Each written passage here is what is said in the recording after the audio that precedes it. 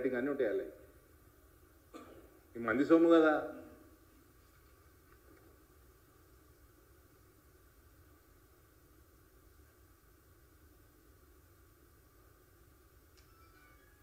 Medigadda's Block 7 sank because big holes developed underneath due to water erosion, weak construction of cut-off walls. అదే ఆ piling ఏదైతే మార్చిందో design, ఆ design మార్పిడి, మళ్ళీ దాంట్లో క్వాలిటీ లేదు.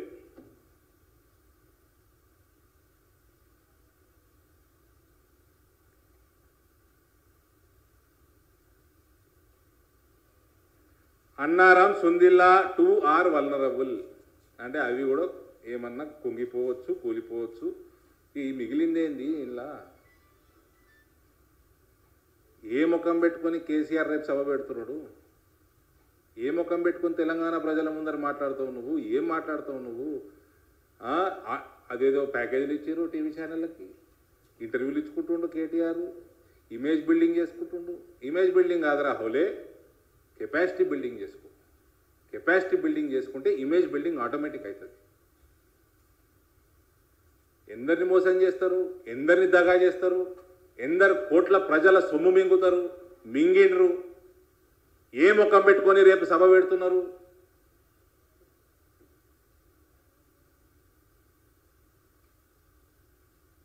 మీ సభకి అయ్యే ఎన్ని 10 కోట్ల ఖర్చు అవుతున్నది ఎక్కడికి వెళ్ళి వచ్చింది? ఇళ్ళకెళ్ళి వచ్చిందే కదా.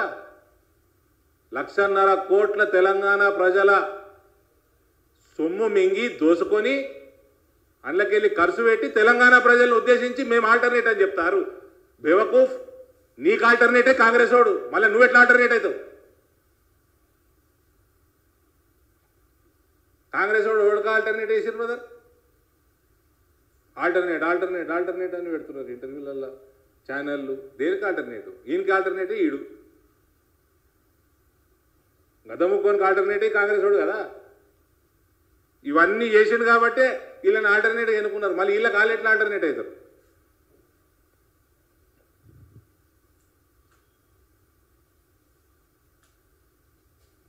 What did committee recommend finally? Conclusion ఏంది? Completely reassess all 3 barrages through detailed ground and structure investigations, rebuild and strengthen foundations wherever needed, follow proper design principles with new hydraulic and structural studies, strict quality checks must be followed now, follow dam safety laws properly, long term planning needed for safe operation. ఇవన్నీ చూస్తుంటే అది ఉత్తుతదే కనబడుతుంది నాకు, లొటపిసే కనబడుతున్నాయి 3. మళ్ళా ఇందులో technical committee ఇది. ఇందులో ఎక్కడ కూడా కరప్షన్ మెన్షన్ చేయలేదు, ఎందుకంటే వాళ్ళ ఇన్వెస్టిగేషన్ కమిటీ కాదు ఇది, టెక్నికల్ కమిటీ. దీంట్లో నాకున్న కొద్ది గొప్ప కామన్ సెన్స్ తోటి చెప్తున్న కంప్లీట్ టెండర్ సిస్టమే స్కామ్ ఇది.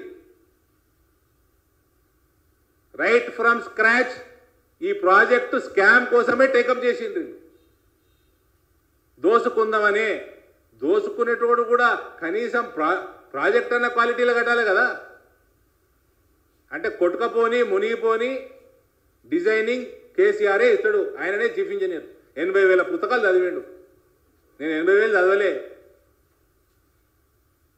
ఆయన కొద్ది గొప్ప కామన్ సెన్స్ చేతుడు చెప్తున్నా, this is complete tender managed.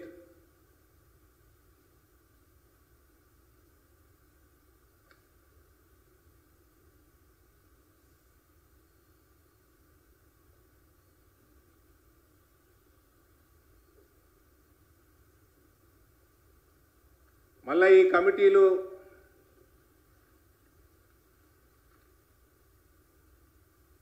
Technical కమిటీలే కాదు, ఇవన్నీ బయటపడాలంటే లొకేషన్లు ఎందుకు మారినాయి, డిజైన్లు ఎందుకు మారినాయి, హడావిడిగా ఎందుకు కట్టిండ్రు, ఏ ఎలక్షన్ల కోసం పైసల కోసం చేసిండ్రు, ఎంత మింగిండ్రు, ఎవరెవరు ఆఫీసర్లు ఇన్వాల్వ్ అయి ఉన్నారు, ఇవన్నీ బయటపడాలంటే ఈ టెక్నికల్ ఎంక్వైరీలు ఒకటే సరిపోవు. Proper CBI enquiry, thorough enquiry వీళ్ళ కుటుంబం మీద, ఆనాటి ఇరిగేషన్ మంత్రి మీద, ముఖ్యమంత్రి మీద, కేటీఆర్ మీద జరగాలి. జరిగి తీరుతుందనే నేను అనుకుంటున్నా. అందరూ కూడా they all belong to jail. The entire family members belong to jail. And ఇప్పుడు కాంగ్రెస్ వాడు ఎంత హ్యాండ్ ఇన్ గ్లవ్ ఉంటే సేమ్ సిమిలర్ ఆఫీసర్స్ని కంటిన్యూ చేస్తాడు.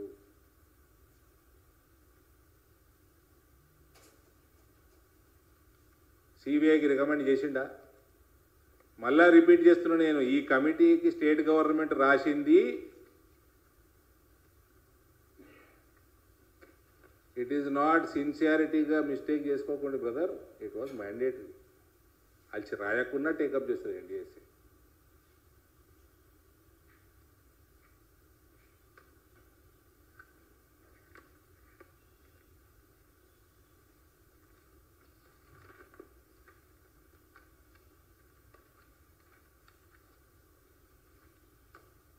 మళ్ళా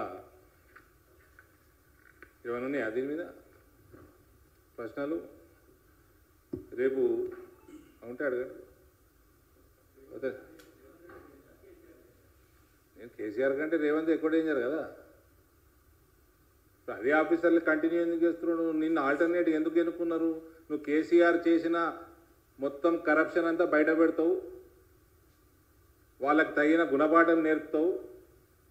నీ కింద కూడా ఏజెన్సీలు ఉన్నాయి, ఎంక్వైరీ ఇన్వెస్టిగేషన్ ఏజెన్సీలు ఉన్నాయి, వాళ్ళ ఫ్రీ హ్యాండ్ ఇస్తావు.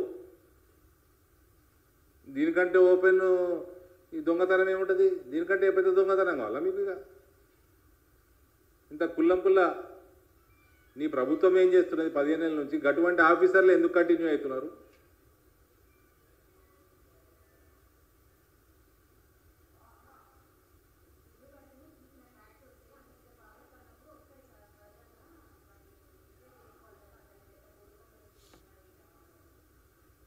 ఒళ్ళు బాగా కొవ్వెక్కితే ఇటువంటి వస్తాయి జవాబులు.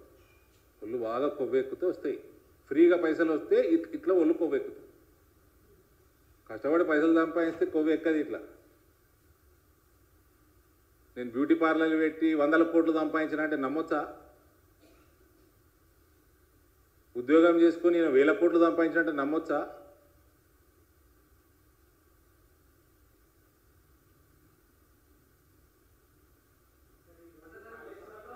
ఇప్పుడు ఈ రథోత్సవ సభ ఎంత ఎస్టిమేషన్, ఎంత ఖర్చుది? 7 కోట్లు వచ్చినాయి. కేటీఆర్ ఉద్యోగం చేసాడు అమెరికాలో, అట్లా వచ్చినాయా? బ్యూటీ పార్లర్లకు వెళ్ళి వచ్చినాయా? లేకపోతే దుబాయ్ శేఖర్ ఆ టైంలో సంపాదించింది వచ్చినాయా?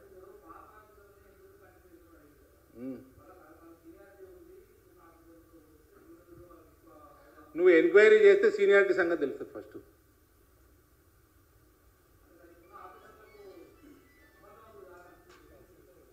సమర్థవంతులు కాబట్టి ఇంత పెద్ద స్కామ్ అయినాయి కదనే. అసమర్థులు అయితే ఇట్లా చేస్తారా? ఎంత సమర్థత ఉంటే ఇట్లా చేయాలి? మితిమీరిన సమర్థత ఇది. ఇప్పుడు రేపటి చెప్పండి.